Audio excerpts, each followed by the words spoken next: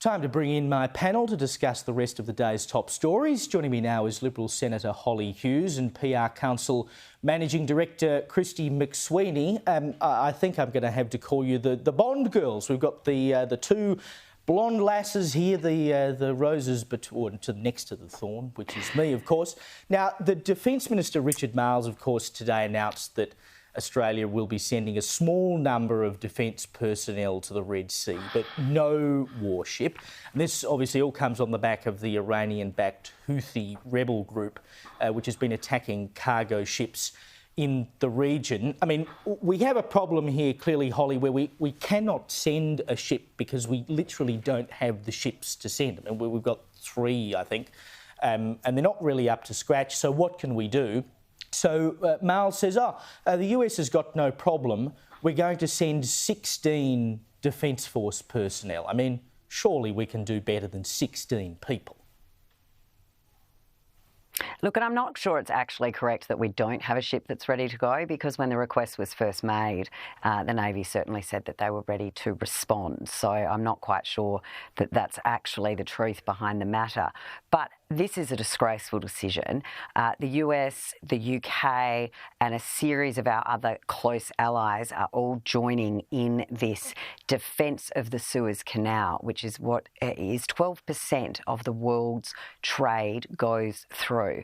And the fact that we have walked away from being part of that alliance and this constant move by this government to move us away from our traditional allies, and in fact the decision has now been applauded by the Chinese government. So within a couple of weeks, we've had Australia and the UN vote with Iran, Russia and North Korea, and now we're making decisions against a US request that is being applauded by China. So if those facts alone don't give Australians a great deal of pause to think about what this government is doing to our future national security concerns, leaving us, their whole thing is, we're concentrating on the Pacific. Well, let's hope nothing happens and our allies turn around and say, well, we're not worried about the Pacific. That's your bailiwick. We need these guys if anything happened down in the southern part of the world. And this absolute defiance of a US request, of them refusing to be part of something that could have not only a great impact on world trade, but a very direct impact on Australians' back pocket when it comes to cost of living pressures, because the more goods that can't get in, the more goods that can't get out, and the higher costs associated with them will just mean that we're paying more for everything at home. Well, don't forget that the Chinese state media was publishing editorials supporting the Albanese government, or it was then the opposition, when they were running for government last year. So we kind of know where this was all going. This was Richard Marles today. Yeah. We are making a contribution which is significant, which is commensurate with our size and our place in the world. I mean, blah, blah, blah. If we don't have defence capability, Christy, we're stuffed. Look, the government released a Defence Strategic Review not long ago. It's the first one that's been done in a couple of decades. I think there was a mini one done in 2012. But this is a significant piece of work, and it simply says that Australia needs to develop a restructure of Navy, Air Force, and in particular, and very controversially, Army. So there was a lot of talk around defence and strategic policy advisors in Canberra that the review was welcome, but it didn't have a roadmap of what Australia needs to do to equip itself to defend itself, and not signalling that we're ready to stand with the United States and the United Kingdom is a snub to AUKUS, it's a snub to the alliance, it's a snub to our top 2 foreign direct investment partners in Australia. And I have no idea what Anthony Albanese spoke to Joe Biden about. If this is the first test of those 2 trips to the United States, I would really like to understand what went on. We don't know what he's talked to anyone about. Well, we know he talked to Xi Jinping about Tassie Devils and pandas, but I mean, apart from that, his interactions with world leaders, we don't really know. Now, look, if I had it my way, we would abolish councils. I hate them. I used to be a local government reporter. I saw it up close. I have a distinct disdain for councils, and I never fail to have this confirmed again. A Northern New South Wales council debated this week whether to install 5 nuclear-free zone signs across the region, because they decided earlier in the year that they were going to become a nuclear-free zone because, I don't know, they were going to build a waste plant on top of them or something, who knows. But the cost for these 5 signs, $41,000. Now, I mean, this proposal came from the Clarence Valley Climate Change Advisory Committee, whatever that is. I mean, Hollie, can't these people just stick to their knitting or perhaps more accurately, the emptying of the bins? Well, that's right. Rates, roads and rubbish. That is what councils are responsible for. And we know that many of them aren't too good at doing those things. But this is just another example of this woke virtue signalling that councils seem to find part of their remit.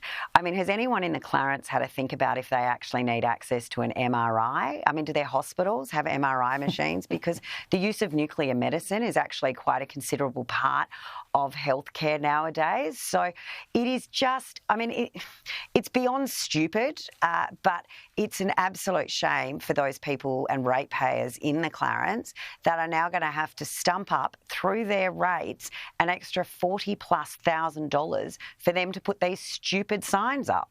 Well, I think they've decided they're not going to do it in some sort of breakthrough of common sense. But the fact that it even got... Because like when a proposal comes to council, it has to go to the council staff. And the council staff then put it on the agenda to go to the... I mean, the fact that it got through all that process to begin with is just extraordinary. Now, Labor is in the spotlight today after it was revealed by the Oz that Bill Shorten's department, Services Australia, failed to answer any of the 362 questions asked of it by deadline during the latest round of Senate estimates. But Shorten says they haven't been answered because he reckons the coalition got ChatGPT to write them. I mean, Christy, in all your days of working for MPs, did you ever get out the AI to script your questions?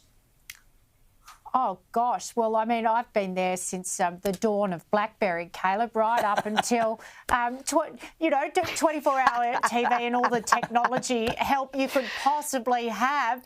And, gosh, at no point ever do you not write your work, check it. You're almost paranoid sending something to a minister, and the day they take your piece of paper into the chamber for question time, you watch and hope that you have done the right thing, because on your head be it. It is one of the most scary days as an advisor when that happens. If you've got it wrong, oh my gosh. We're pretty serious about question time. I've got to, just very quickly, Hollie, like, come on, 360 odd questions, he couldn't answer a single one of them. I mean, please. No, and look, I'm pretty sure there's 1 or 2 from me in there, because I don't sit in that committee. But did you write them? But did you write them with ChatGPT though? No. No, see, this is the thing, though. So a lot of Senate estimate questions that are taken on notice are questions that are asked verbally that either the representing minister or the department are unable to answer. And so they ask, can we take that on notice? So these aren't necessarily questions that are submitted to them later. These are questions that are asked by the senators during the estimates process. So quite often this is quite a robust discussion. It's certainly a live discussion that you might start with one question that takes you in different directions. And quite often, if they can't provide the detail that you want, they will take that on notice. So a lot of these questions that Minister Shorten has ignored, and, not to pick on Bill, he is not the only offender here. True. He's one of the worst. I think it's about 1,600. But a lot of the departments here... Oh, it is absolutely pathetic. This was going to be the most transparent government, yet they have the most outstanding number of questions on notice. But the NDIS is one of the biggest parts of the budget. I was certainly in that committee for that part of the estimates and asked some questions that they could not answer, and so they were put on notice. So these are questions that are very relevant to very significant parts of the budget, yet Bill Shorten and many other Labor government ministers are treating the Australian people, forget the Senate, but they are treating the Australian people with contempt. Well, good luck getting an answer. Unwillingness. Good luck getting an answer out of them. questions. Maybe they could get the answer from ChatGPT. That seems like the easy solution to me.